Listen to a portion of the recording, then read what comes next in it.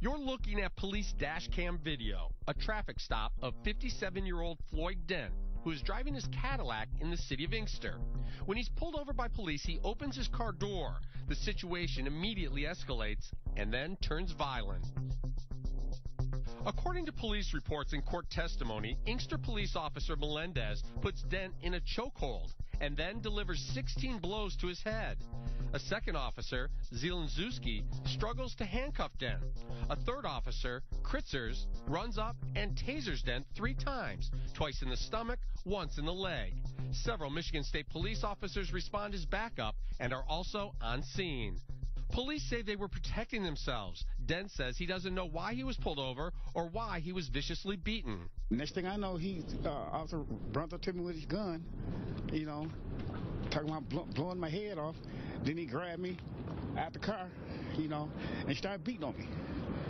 I just couldn't believe it. Police say they first saw Dent's car through binoculars. They were watching an area known for drug dealing. They followed Dent's car and say he did not properly stop at a stop sign.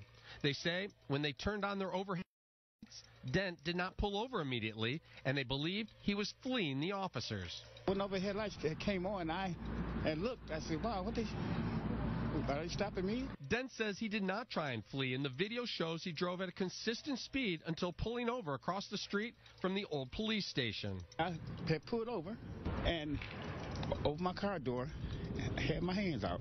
When the car door opened, the police say they ordered Dent to put his hands up, but they could only see one of his hands. They say Dent yelled at the officers, "I'll kill you." The officers' microphones were either turned off or not working. There is no audio of the alleged threat.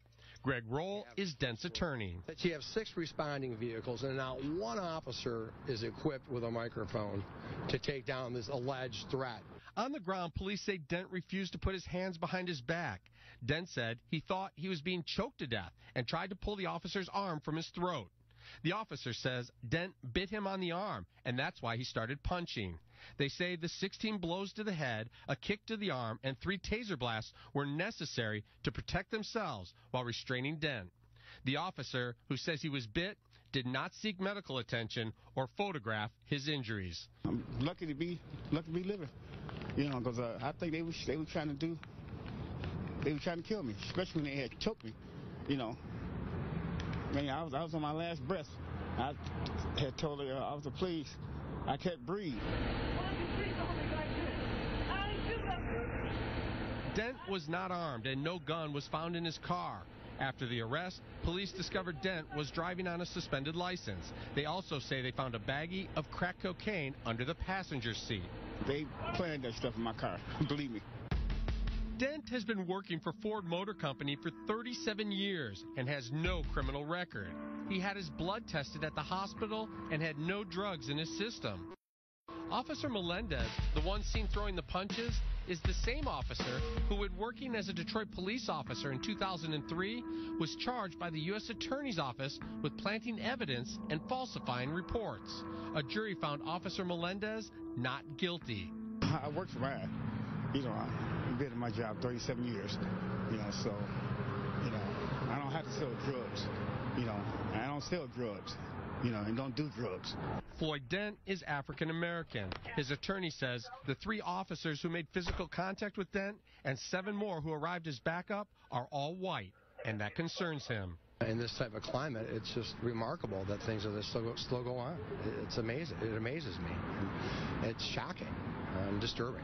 A judge looked at the video and dismissed multiple charges, saying there is no evidence that Dent was fleeing and eluding police officers, no evidence that Dent was resisting arrest, and no evidence that Dent assaulted any police officers.